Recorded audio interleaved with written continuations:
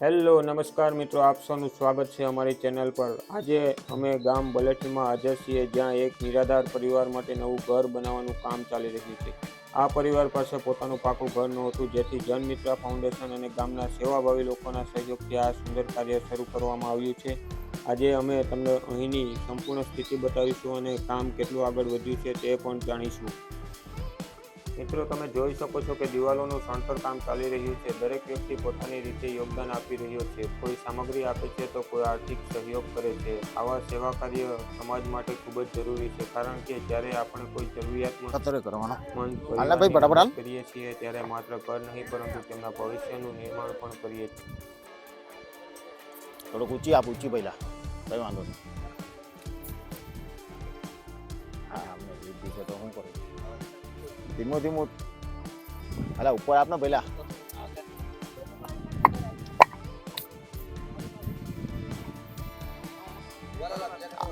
હા તો આપણે ભલે ચાલે, ચાલવા દો। સપ્લાય કરો કે એમ તું પેલી બાજુથી આપને, બાજુ તાર પાછળ પડેલ છે એ તો એ આપ। ચાલો ફટાફટ સપ્લાય કરજો।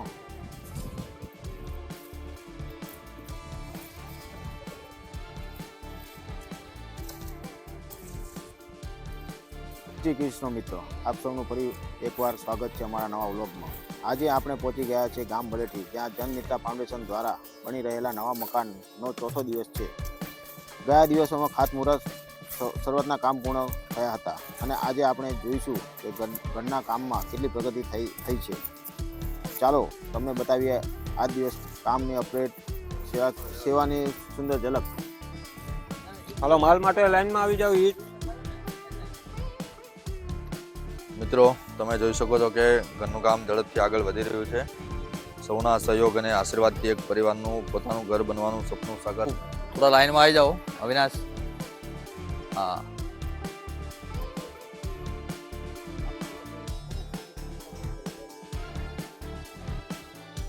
ચાલો બધા લાઈનમાં આવી જાવ। ચાલો અવાજ સગારું પણ અવિનાશ કેવડીથી અવિનાશ પધારી રહ્યા છે, પધારી ગયા છે। જો મિત્રો, તમે જોઈ શકો છો જે બેનનું મકાન બની રહ્યું છે, તે બેન પણ રાતે 12 વાગે હજુ જાગી રહ્યા છે અને તેઓ સપોર્ટ કરી રહ્યા છે આપણને કામ કરવામાં। તો આ મકાન બનાવવાનો જે ઉત્સાહ તમે જોઈ શકો છો, દરેક વ્યક્તિનો કોઈ સ્વાર્થ વગર આ કામ અમે આગળ વધારી રહ્યા છીએ। ચાલે પડતા વચ્ચે આવી જાય। હાલો ઈટો તૈયારી અર્ધક નાહી જ ગયેલા, એક જ પોયરો હતો। તમે જોઈ શકો છો મિત્રો, રાતના 2 વાગ્યા છે તો પણ હજુ કામ ચાલુ જ છે। બધા આજના દિવસનું કામ અહીંયા પતે છે।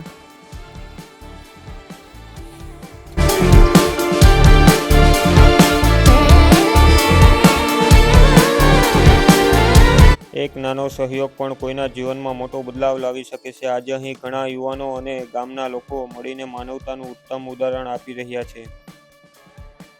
મિત્રો, જીવનમાં ઘણી મુશ્કેલીઓ હોવા છતાં પોતાના ઘરનું સપનું દરેક વ્યક્તિનું હોય છે। આજે આ ભાઈને ઈંટ મૂકતા જોઈને સમજાય છે કે આ ઘર માત્ર દિવાલોનું નથી, પરંતુ એક પરિવારની આશાઓ અને સપનાઓનું ઘર છે। આ પરિવાર ઘણા સમયથી મુશ્કેલ પરિસ્થિતિમાં જીવન જીવી રહ્યો હતો। રહેવા માટે યોગ્ય ઘર ન હોવાથી ઘણી તકલીફોનો સામનો કરવો પડતો હતો। આજે સૌના સહયોગથી તેમના માટે નવું ઘર બની રહ્યું છે। હાલ તમે જોઈ શકો છો કે સણતરનું કામ ઝડપથી ચાલી રહ્યું છે। સેવાભાવી મિત્રો દિવસ રાત મહેનત કરી રહ્યા છે, જેથી પરિવારને જલ્દીથી સુરક્ષિત ઘર મળી રહે।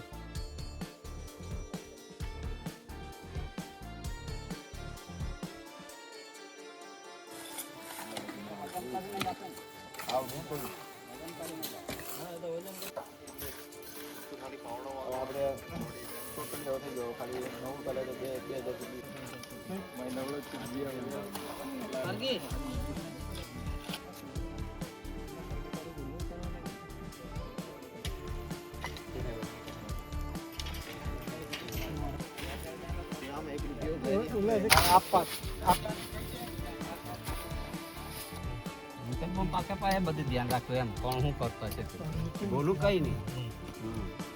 ખાલી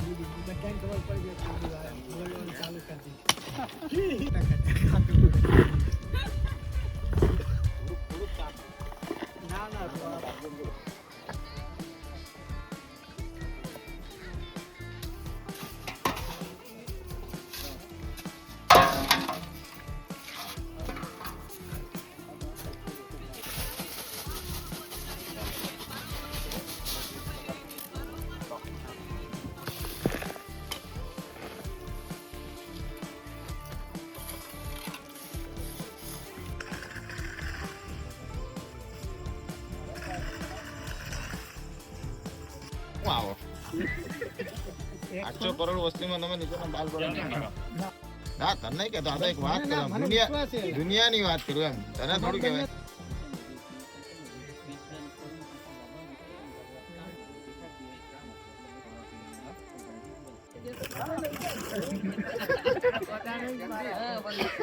તમારે તો અધૂરું કામ બીજું કોઈ નહીં.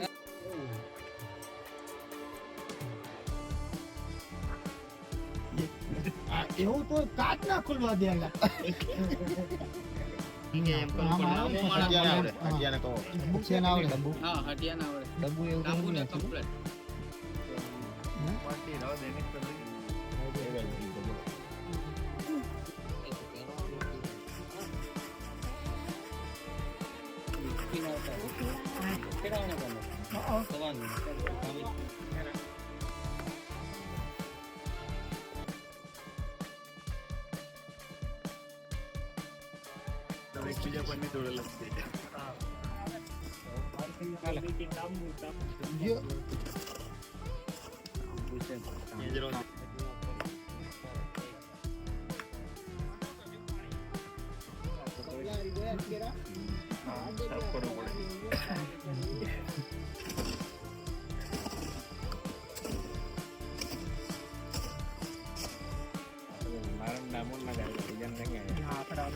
મારા નહીં આવ્યા આપડા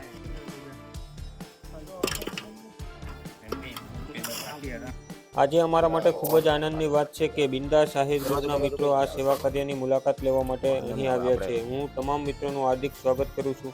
જેમ વિચારેલું એમ કામ થતું છે, કરોડ કરી આપું. જેનું ફંડ આવે ને એના પાછું મારું બટન.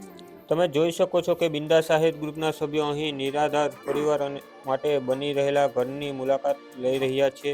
તેઓ કામની પ્રગતિ જોઈ રહ્યા છે અને પરિવારને પ્રોત્સાહન આપવા માટે અહીં હાજર રહ્યા છે. જ્યારે સમાજના લોકો એક થઈને જરૂરિયાતમંદ પરિવારની મદદ માટે આગળ આવે છે ત્યારે સાચા અર્થમાં માનવતા જીવંત બને છે. બિંદાસ આહિર ગ્રુપના તમામ મિત્રોનો ખૂબ ખૂબ આભાર. બિંદાસ આહિર ગ્રુપ અને તમામ સહયોગીઓનો દિલથી આભાર. તમારા જેવા લોકોના સહયોગથી જ આવા પરિવારોના જીવનમાં ખુશીઓ આવે છે. ભગવાન સૌને સેવા કરવાની શક્તિ આપે એવી પ્રાર્થના. મિત્રો, જો તમને આ સેવા કાર્ય ગમ્યું હોય તો વિડીયોને લાઇક કરો, શેર કરો અને ચેનલને સબસ્ક્રાઇબ કરો. જનમિત્ર ફાઉન્ડેશન અને તમામ સહયોગીઓને દિલથી અભિનંદન. ફરી મળીએ નવા બ્લોગ સાથે. જય શ્રી કૃષ્ણ.